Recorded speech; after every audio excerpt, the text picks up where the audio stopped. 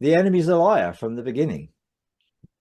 And whoever is working in that system is propagating those lies and therefore keeping people deceived, keeping people in darkness, keeping people from the truth, and therefore keeping people from health and immortality.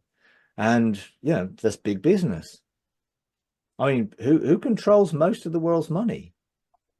You know, big corporations, and the biggest of those corporations are energy and pharma. So pharma institutions have got no real incentive to health and wholeness. They'd be out of business. So they don't want you to know that you can live in health and wholeness. Hence, they do disperse disinformation about energy and energy healing and life and abundance. And, you know, even the technologies that are available there, you know, you're not even allowed to buy them in the US.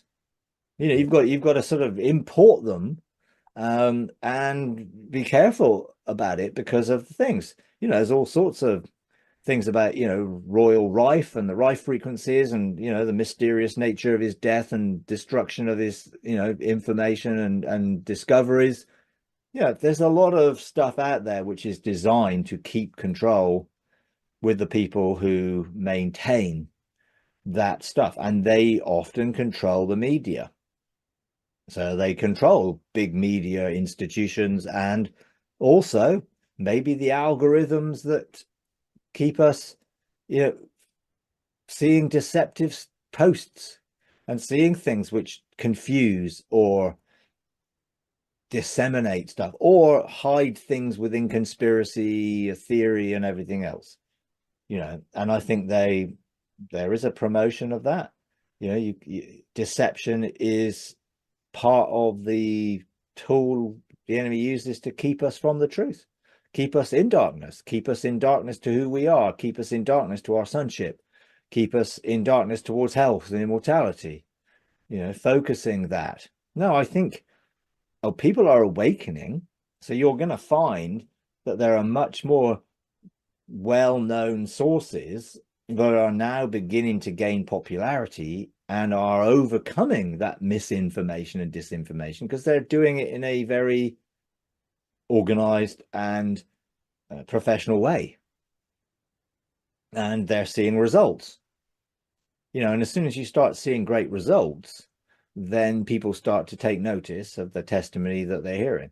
So I do feel that awakening is taking place, and I do feel that the darkness is being dispelled by the light, and therefore there's a lot of light being shone on these issues right now, you know. And I think it's a topic which is beginning to gain big traction, and there are a lot of people talking about it. I mean, I was talking to Justin a few weeks ago, and he was telling me that he did this conference with some people in the US.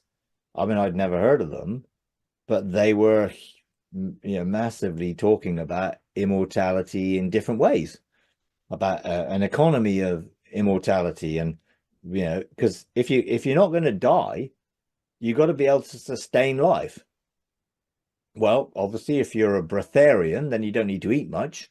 So that's one aspect that could be a solution to some people, but I don't believe that God necessarily wants us to go without food and not enjoy. Jesus ate before and after the cross. So, you know, and I think he's a good illustration to us to say food is a good thing, you know, but not something that should ultimately stop us if we need to be able to live without it. And I think there's lots of different ways that people are beginning to embrace that now, and more people are beginning to start talking about these issues in different ways.